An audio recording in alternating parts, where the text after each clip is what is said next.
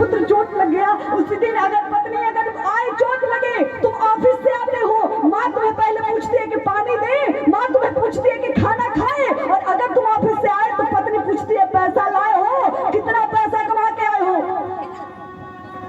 सोचिए माँ और पत्नी के प्रेम में कितना अंतर है।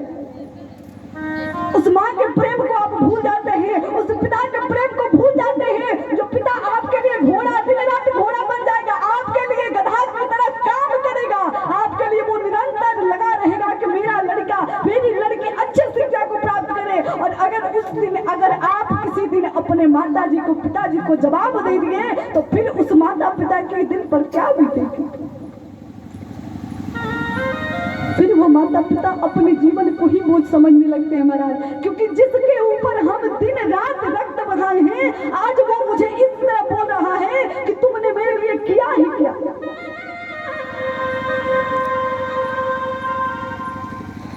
अपने माँ पिता को सदैव खुश रखिए, क्योंकि उनके खुशी में ही दुनिया की सारी खुशी आपको मिल जाएगी। अगर आप संसार में खुश रहना चाहते हैं तो उनको खुश रखिए। अगर आपसे वो खुश है, आपके परिवार में अगर वो खुश है तो आपका यही स्वर्ग है, आपका घर ही आपके लिए स्वर्ग है। महाराज जब माँ सुखी होती है, पिता सुखी होती है तो आपका घर ही स्वर्ग है, और जब माता पिता दुखी होते हैं तो आपका घर जैसा आपके लिए कोई नर्क नहीं है।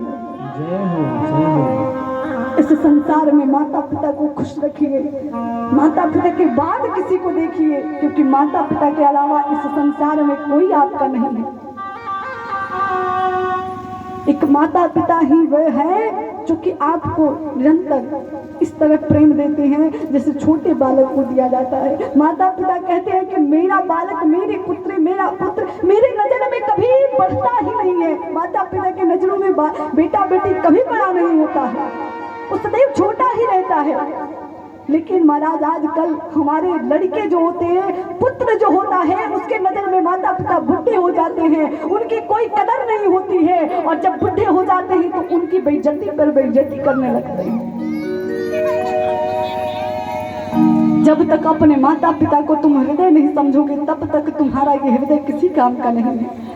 इसलिए अगर सेवा करनी है मन से तो अपने माता पिता का करो महाराज, क्योंकि माता पिता ही आपके संस्कार, आपके सभ्यता को देने वाले हैं। जब तक उनको सेवा नहीं करेंगे तो आप इस संसार से मुक्ति नहीं पा सकते हैं, आप किसी भी धर्म काम को नहीं कर सकते हैं। जब उनका आशीर्वाद रहेगा तभी आप किसी काम में लग सकते हैं।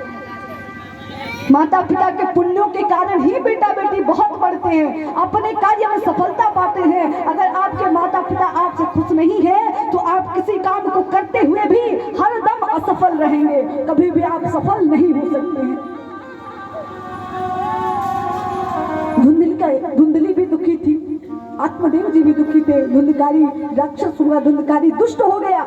क्यों? क्योंकि उसके माता पिता उससे खुश नहीं हुए। गौतरण जी से आत्मदेव जी प्रसन्न थे, गौतरण जी महापंडित हो गए।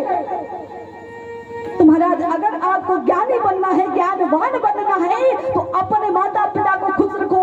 ये मत भूलो कि तुम भी एक दिन माता पिता बनने वाले हो। अगर तुम अपने माता पिता को रुलाओगे तो तुम्हारा भी संतान होगा, तुम्हारा भी पुत्र होगा, वो भी तुम्हें एक दिन ऐसा रुलाएगा कि तुम सोच नहीं सकते हो कि तुम्हें कितना रुलाएगा।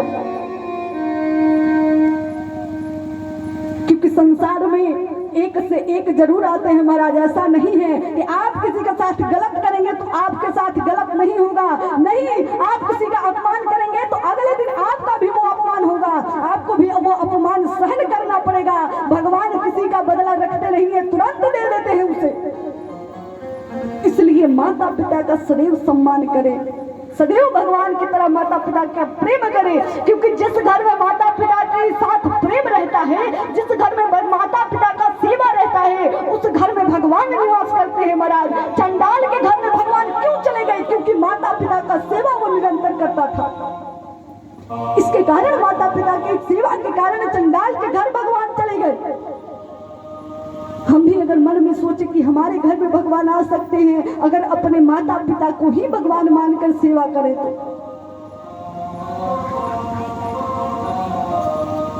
धुंधकारी ये बात समझ नहीं पाया,